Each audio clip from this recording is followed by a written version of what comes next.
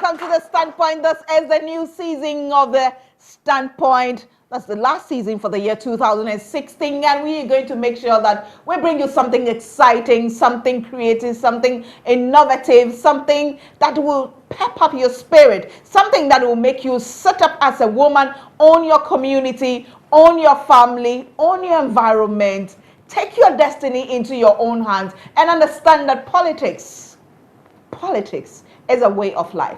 It doesn't have to kill you. Nobody has to die. Nobody has to be maimed because of politics. While they go on about all that, let's get involved. But this season of the Standpoint, we are going to make sure that we bring some sanity into the environment, that we women get something else to think about and to celebrate and to enjoy. My name is Gifty, and welcome to the new season of the Standpoint. And today, do I have a program for you? Yes, I do. We are celebrating a young woman who is doing amazing things in this country despite her challenges. She's taken her pain and made it her power. It doesn't go together, does it? Making your pain your power. Well, today, by the end of this program, you are going to learn how to turn your pain into your power. I'd like to say thank you to GTP for my cloth. Ophelia Crossline Design sold this dress for me. Matilda Hood Couture, they take care of my accessories. This, all my beading needs, they take care of it. My hair is by Inshilo. And yes, this is a makeup product by Paba Cosmetics and applied by Makeup and More. Today, my lipstick was given to me by one of my daughters. She's Nana Yehowa Adom Baden. Thank you so much, girl. Well, let's take a break. When we come back, making your pain your power.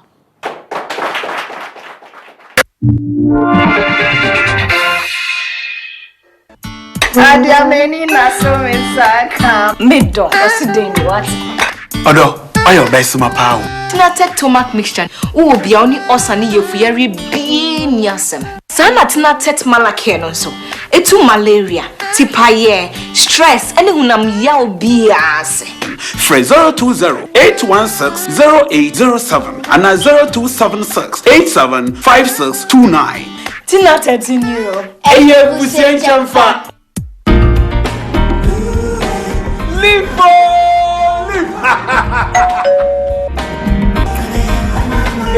Hi. One can. Neighbor to for dinner. LEAP. Lip tomato paste. For what else? honey, when it's a little tomato paste, be an idea. It's so be so. Don't want to say hi. Madam, the food tastes very good. What's the secret? LEAP. Lip. Lip tomato paste. Emma Edouania de Papa. For bulk purchase, contact 050-140-1088.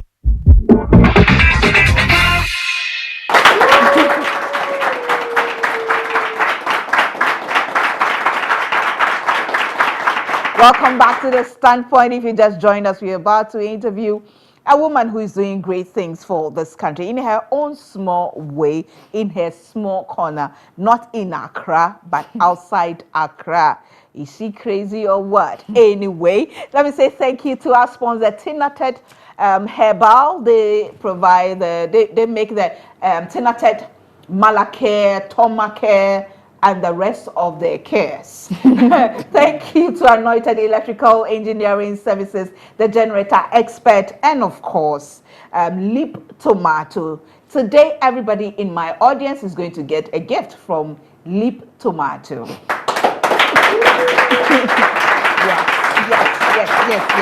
Yes. All right. So my guest is the beautiful Elizabeth Patterson. She is the founder, chief executive or executive director of Girls Education Initiative of Ghana, GEIG. I'm sure most of you have heard about it or have seen her somewhere, but today we are going into the woman she is. Welcome to the Standpoint, Elizabeth. Thank you very much. Good to have you here. Good to be here finally. Okay, are you crazy or what? I think to some small extent, maybe I am. Maybe I am.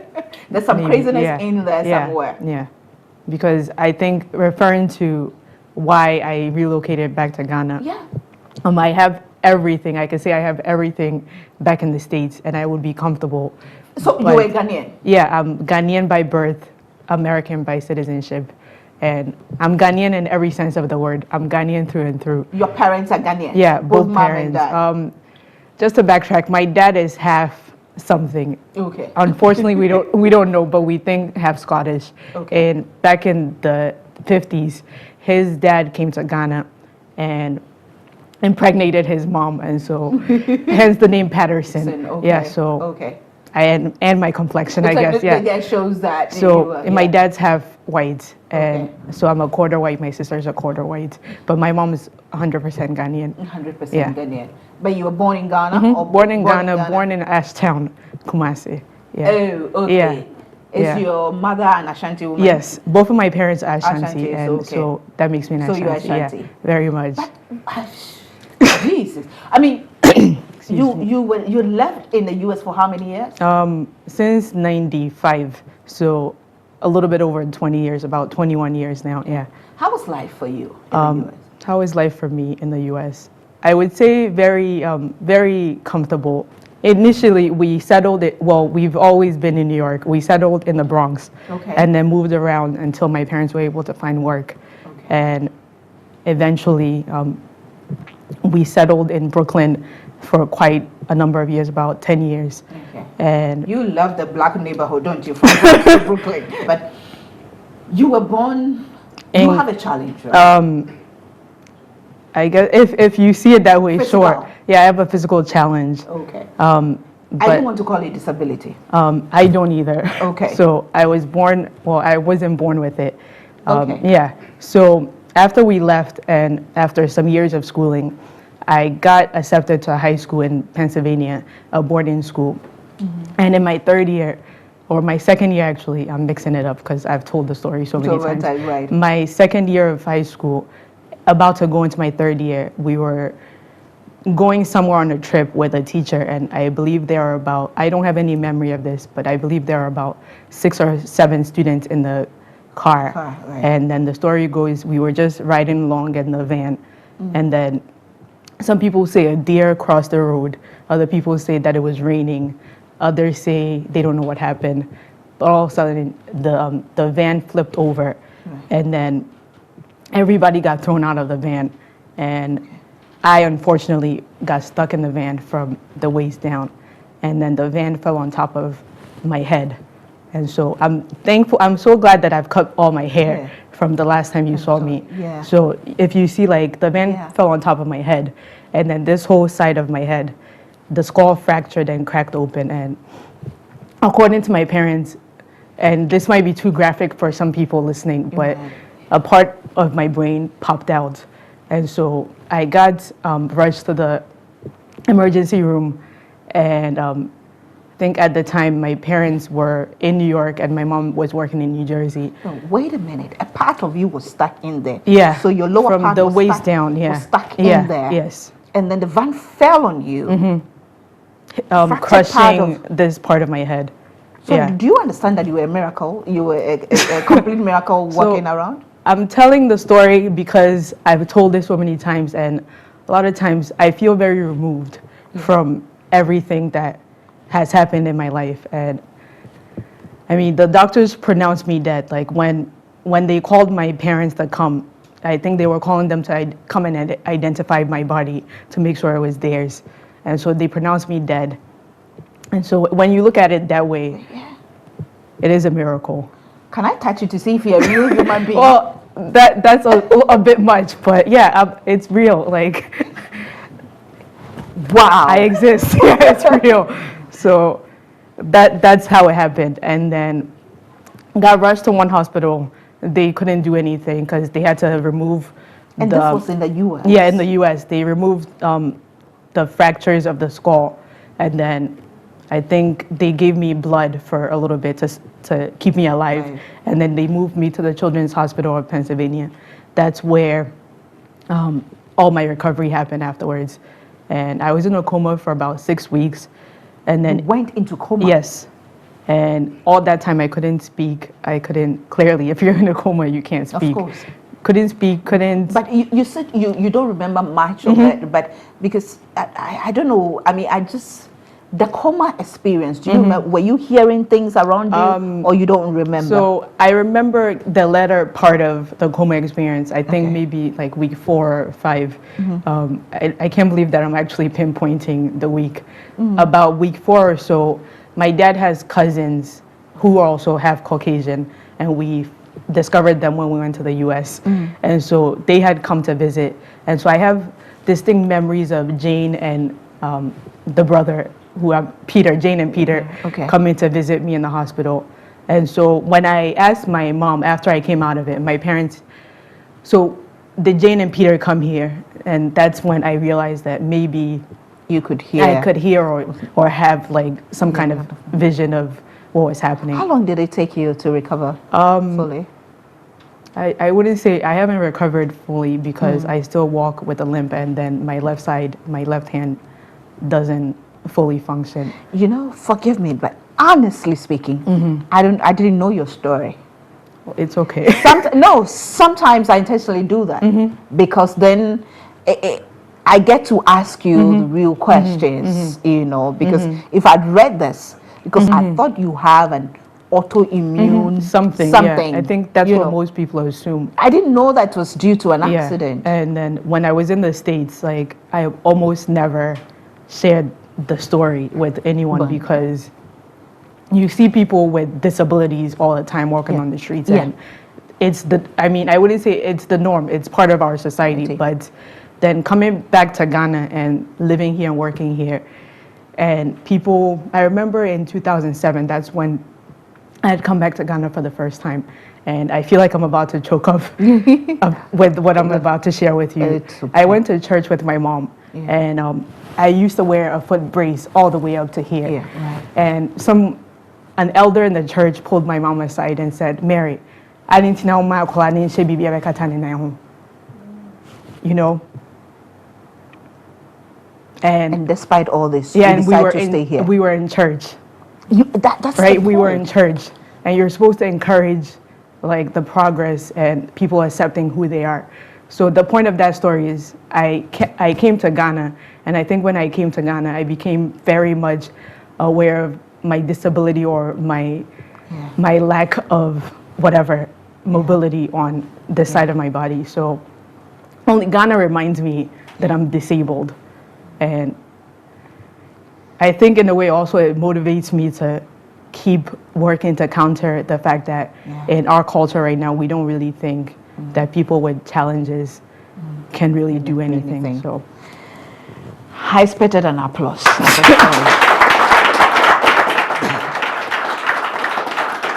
Wow. Well, I reserve my comments for now, but I remember we had one young lady, Rita, who is blind on the standpoint. She made a profound statement that disability is an open-ended club. Anybody can be a member at any given time. Let me say thank you to our supporters. That's Matamis. Thank you for the post. Extreme Decor. They took care of centerpiece, the wood pieces and all that. Matamis gives us the port. Thank you so much to them. Gogot Yogurt, Awake Purified Mineral Water. Gogot Yogurt, I mean, go to all the big supermarkets that you get. I mean, people keep fighting with me that they are not getting some, but they've increased production, so you can get them anytime. You can get some anytime you go to the shop. Oh Lord, I'm all a bit mixed up now. Let me take a break. We'll be back.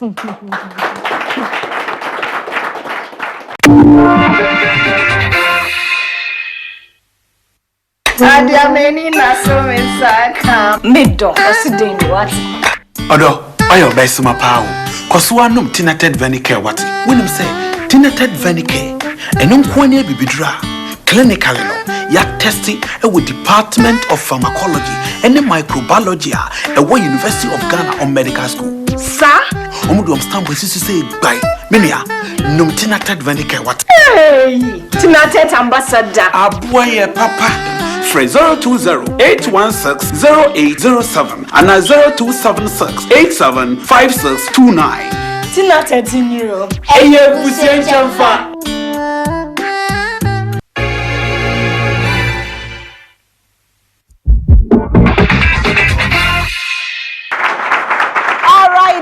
Welcome back to the Standpoint, and let me say thank you to House of Foods. They always support us. Thank you so much, Auntie Vera. Thank you to Gogot Yogurt. Yep, Cleaning Services takes care of our environment. They make sure they clean our studio and our environment. Cake Techniques also gives us some cakes to refresh our guests and audience anytime we have a recording. Power Cosmetics, as I said, gives me the makeup product, and Awake Purified Water. They give us water, they say it's life. Yeah. So every bottle of water you buy, Awake Purified Water by Casa Preco Company Limited, they contribute 1 Ghana Peswa to the National Cardiothoracic Center, and I think it is awesome. Their foundation, it is awesome that they do this. So let's all patronize Awake Purified Water and contribute to a good cause. And that reminds me, please, if you haven't put in your 1 Ghana cedi or more yet, please go to all ADB branches across the country and GCB Bank branches in Tema and Accra, NIB in Tema and Accra. You see the Girl in Need Foundation box. They've written 1 Ghana, 1 Ghanaian girl. If you don't see it, ask them. Some of them are hiding the boxes. I don't know why they are doing that to us. Please help us support girls who are going to school. Help them to pay their school fees. Thank you so much for doing that. But I have Elizabeth still with me. You came to your own, and your own did not treat you nice. And I'm sure it's not just that woman. I'm sure wherever you went to, people were staring at you. Yeah.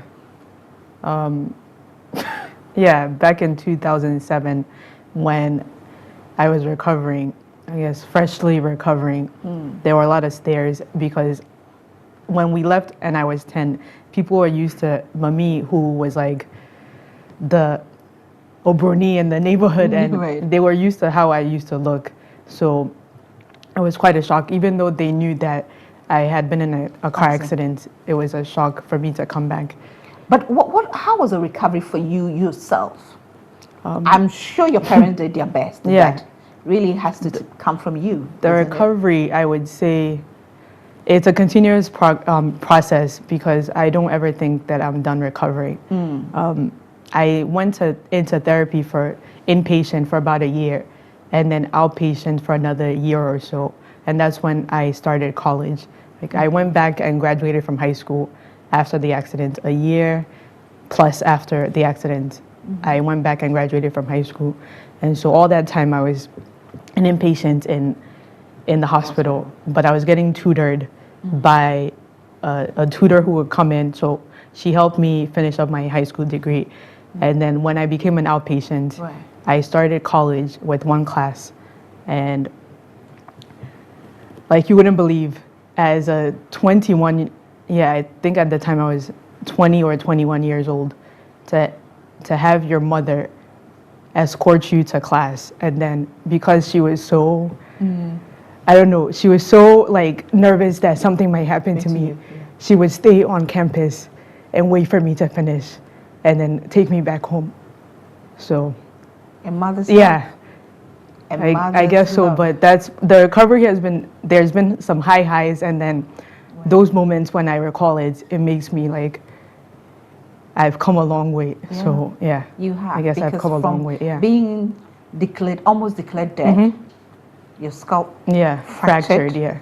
Part of the brain coming out. Because even as you're talking, I was like, went back to school. It wasn't that putting too much strain on your brain? Mean, you would think so, but I think because my parents always said, we want you girls to get a better education or better opportunity than what we had. Maybe that's what motivated me, or maybe also I didn't have anything else to do but to go to school. When I was in the hospital, a lot of people, I went to an international high school, a lot of people were writing to my parents and to me, and coming into the hospital saying, oh, we're praying for you, we're praying for you.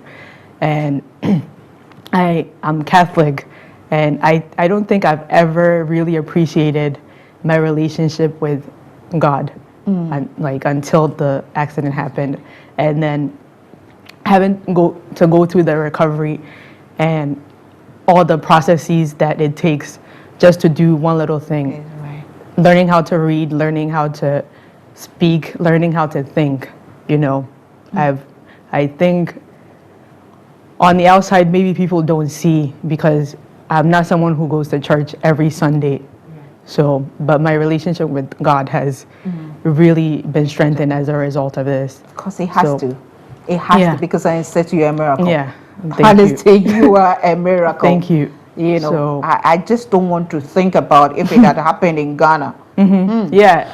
Oh, People have Lord said have that to me mercy, before. yeah. You know, if this happened in Ghana, you would not be here. No. And in a way, I think I'm thankful that it didn't happen in Ghana. You know, I mean, so when it happened, did your parents go through that, you know, motion where like, if we had stayed in Ghana, if we hadn't come here? So my parents are two people who always, as all the time, like they made sure we spoke Chi at home. Okay. And because they knew that as soon as myself and my sister were done with our first degrees, they would come back home, or all of us would come back home. So they're not people who ever loved going to America or going abroad, because they were middle class people here. They were working in the bank, and So they did it because of yeah, you girls. because of us. Yeah, that was their rationale, because of us. They didn't have to go to the States, but they did it for us. And I don't think my parents or I or anyone ever foresaw a car accident that almost took my life. But everything, I now feel like everything happens for a reason. And it was Definitely. meant to be. It's supposed to be. It's part of my story or my life's journey. But you're here with us. Yeah, I'm here. Yeah. You're a gift to us. Why did you decide to come back to Ghana? Why did I come back to Ghana? So in the recovery phase in 2006, after I had been in the hospital and everything for some time, my parents just thought, oh, why don't we go to Ghana and try traditional herbal medicine, Abibidro. Yeah. So all of us came as a family. I guess people in the audience are surprised that I speak Chi. So I know. Yeah. I was surprised The when first I heard time you we speak, met, but yeah, yes, I was yes. speaking Chi in a presentation. Yes. Okay. So you came to yeah, try so we came to traditional medicine? try traditional medicine. Did they take and you to some spiritualist? Prayer someone camps and stuff? suggested that we do that, but we didn't go. Okay. Like, I think they told my parents, but we didn't go. Right. And then it was church. And then one day I was out with my cousin, and I think one of his friends saw us and then approached him and said, why don't we take her to, I forget the man's name, in Asquat. And then the man started coming to our house to do like the medicine for me. And we made some progress. Right. Yeah, some progress. I think my arm became more flexible. And so in that time, I had taken a year off from school. I was supposed to go and start college full time. And my mom quit her job in the States. She was working at, I think, Citibank at the time. So she quit her job in the States and stayed here with me for 7 months. Is your mother alive? Yes. So she- Unfortunately, she's in the States with my sister. Okay. My sister is starting her MBA program. Okay. So she had to be there to help her with the Right. transition. So, yeah. But yeah, so the man came to the house and then we started doing it. And for 7 months, I think almost 2 weeks before I left Ghana or so, I raised my hand, and then just like that, it didn't happen again. So it made me want to maybe come back when I'm done with all my education and try again. But in the time that I was in Ghana for those 7 months, I started volunteering as a first grade or class 1 teacher at one of my cousin's schools. And that's when I developed the passion for Girlie, you too know. Yeah? That's what I don't know. My cousin, they were babies at the time, so whenever they would go to school, I just wondered, like, where are they going? What are they learning? So one day I asked my uncle, can I go with you? And then when we went there, my uncle told the head of school, oh, me benye or minueni or bese or starte boamu. And all of a sudden, it's like, oh, there's this American now teaching at the school, and it became like such a spectacle. But I was their first grade teacher at the World Links Academy in Kumasi for about 7 months. Wow. And then that put in me the passion to maybe at some point come back and do this full time. Now you're doing amazing things for girls, especially the Ashanti region. But before we get into that, I'll have to take a break. Before we get into that, how has relationships been like for you? What do you mean by relationships? I mean, man. Okay, so having a having a boyfriend, having a man in your life, and I had a long-term boyfriend with someone in Ghana when I came in 2006. Okay. And we started dating in 2007 for about 4 years. But I don't know, me being away and him being here created some kind of issue. So he started seeing somebody else. But mind you, I was coming every year. I hope he's watching. I was coming to Ghana every year purposely to see him. To see him. But then, like when I was in school, one day I called his phone and then some girl picked up, and then she was like, "Oh, una ye see a from Mamino," and I was like, "Una ye see," and I was like, "Then who are you?" Side chicks are like that, aren't they? I guess so, because she knew that there was somebody else already there. Yeah. So I hung up the phone, and then the next day I called again, and she kept picking up the phone. And I feel like I'm telling too much of everything, but she kept picking up the phone, and then my dad was in the States at the time, so my dad was very close with him. Yeah. So my dad called him and was like, I feel like mentioning his name so to put him to shame, but my dad called him and said, if you come close to her again, I will do something to you that might put me in jail. Right? Yeah, it was around finals. My graduation from undergrad was about to happen in 2009, and he was supposed to come to my graduation. And it was around finals, so a friend had to come and literally pick me up from like my dorm room so I could go to the library and study. Yeah, it's because for 2 days or so, I said, don't talk to me, I won't eat, I won't do anything, I'm too busy crying. I can imagine. Yeah. But are you over it now? Yeah. He doesn't mean anything to me anymore. Yeah. Then do you believe that you made the right person? Yes. Or you have? I think along the way, somewhere I met the right person, but because I live in Ghana and he lives in the States, it's difficult. Love will happen. We're talking, trying to figure out. Love will happen, girl. I hope Trust so. me. Yeah, I hope love will happen. I hope you so. know, if I'm any example, trust me, love will happen when it has to happen. I hope so. Yeah. All these things are preparing you so that when the right one comes, definitely. You know how to go about it. Definitely. But in the meantime, you are getting busy, girl. I think I'm too busy for some people. I know, some right? men even, yeah. I'm too busy. Let me take a break. When we come back, we'll continue this conversation. What she's busy doing. Oh, I just love this young woman.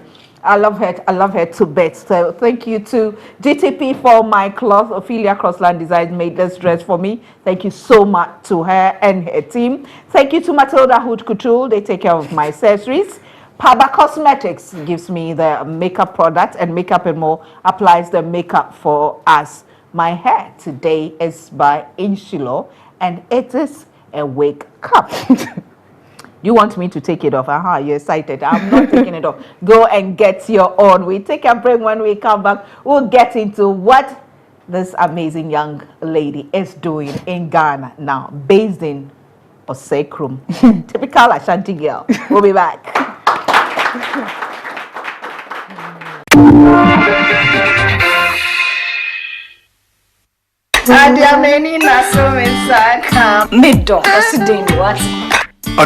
Odo, best my power. Kwasuanum tinated venicare wati. When him say tinated venicare, and unkwania bibidra.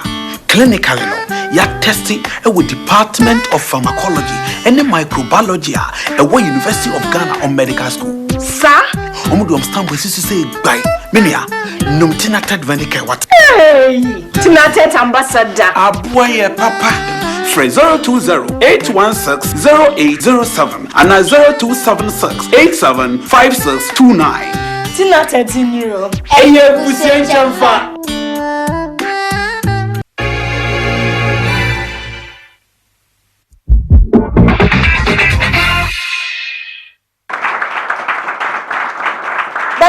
Standpoint is sponsored by Anointed Electrical Engineering Services, the generator expert. We also sponsored by Tinated Herbal Tomacare and the many other products that they make. We say thank you to Grand Rise, who produced the leap tomato paste, and all our supporters. We are so grateful to them. Elizabeth, so what are you doing now in Kumasi with the girls? GEIS.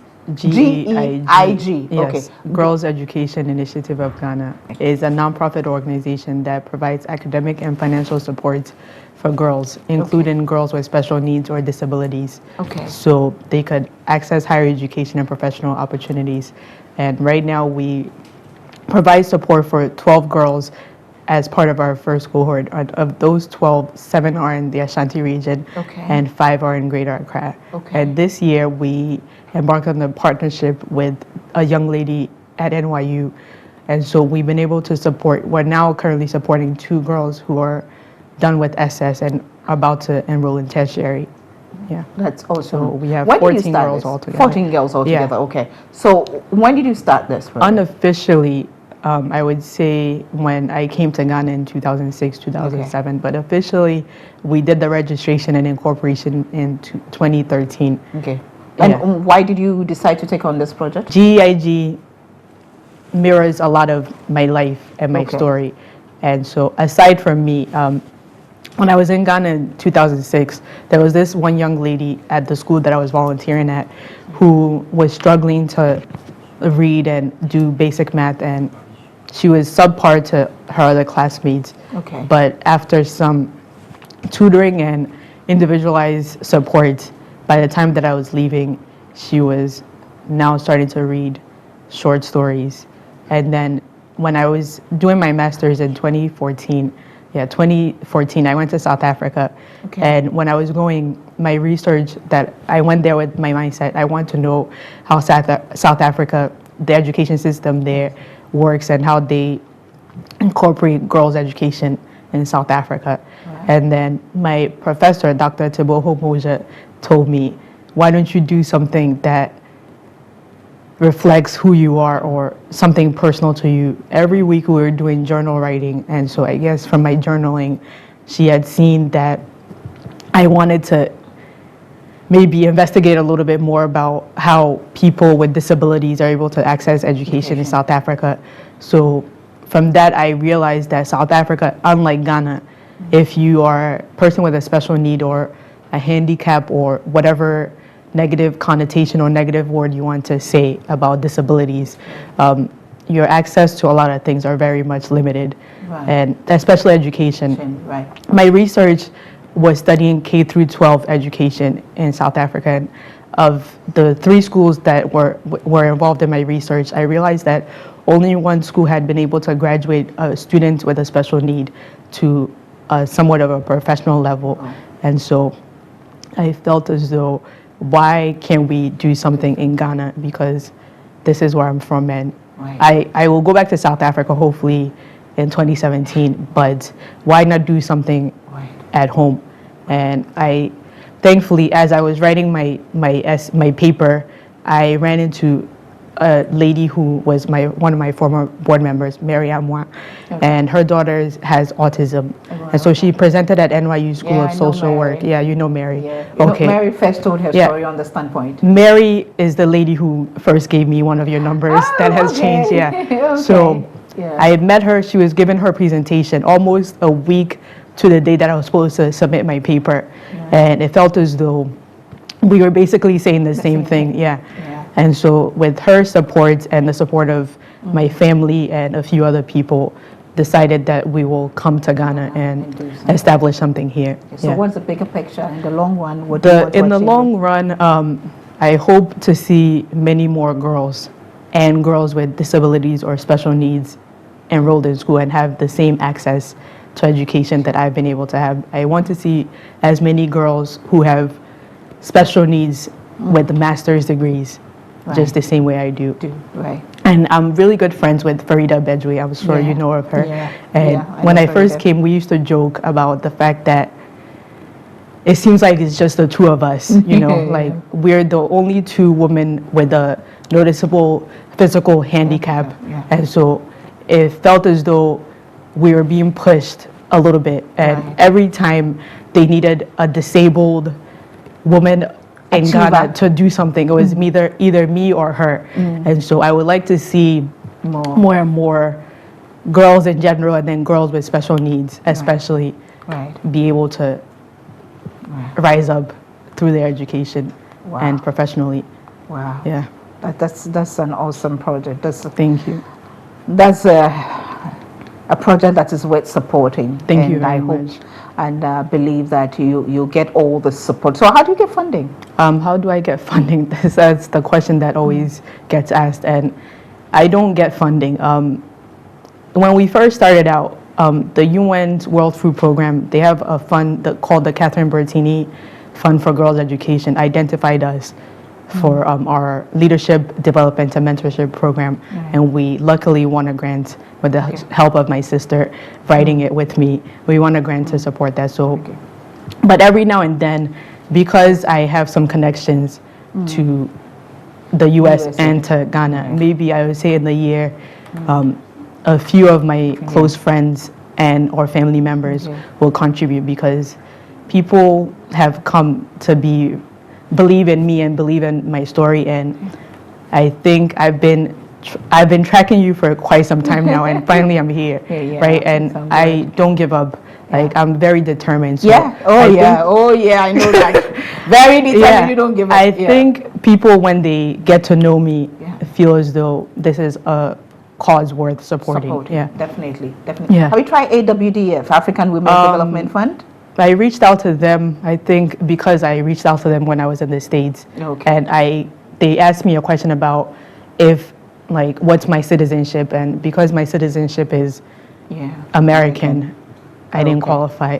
But I'm working on my dual citizenship now, so I'll reach out to them again. Because, I mean, I keep saying that without the grant from African Women's Development Fund, I don't know how we would have made it as the standpoint, because they have supported us, over the years, and we are so grateful to them. So I really hope that when everything is sorted out, we can reach out to them for them to support you. But well done. And you won what? I'm also ambassador. I was going to say, yes, I won the BlizzCo Ambassador for 2015, but I was also going to say that hopefully we, Girl in Need Foundation and GIG, can partner and do something together. Please, I've already formed it in my head. But just to backtrack, I think this is what I was told after I got my admission letter to NYU for my master's. I was waitlisted for NYU. I applied to 7 schools. I got into 6 of the 7. And I was waitlisted for NYU, the school that I really wanted to go to.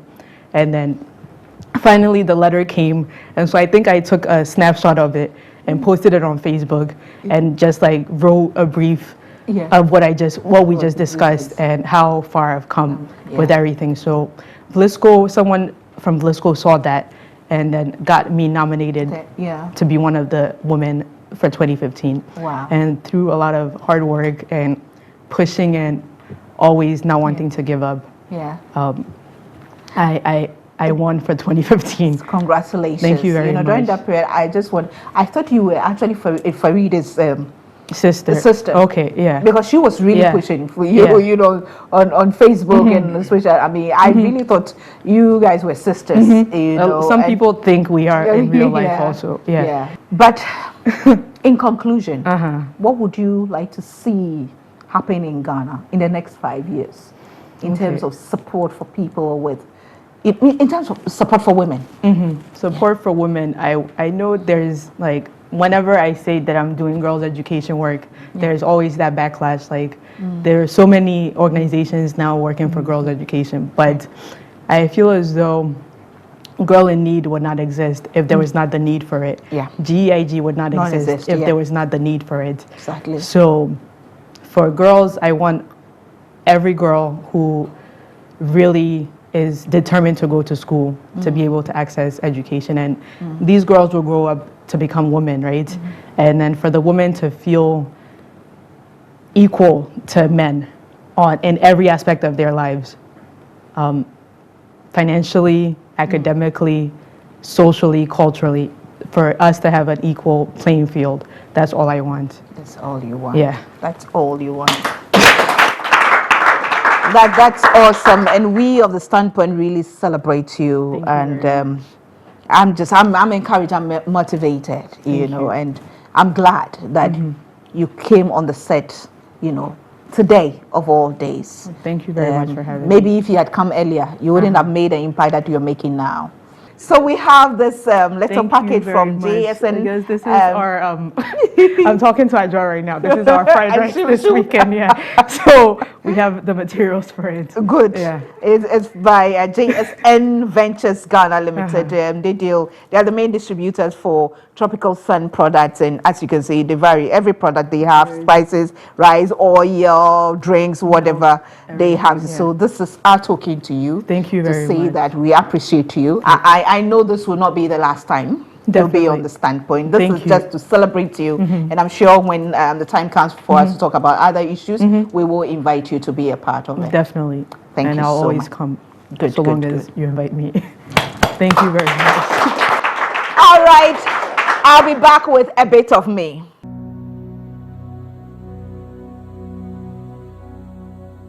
You know, of all the empowerment that we talk about, there's nothing as important as self-empowerment.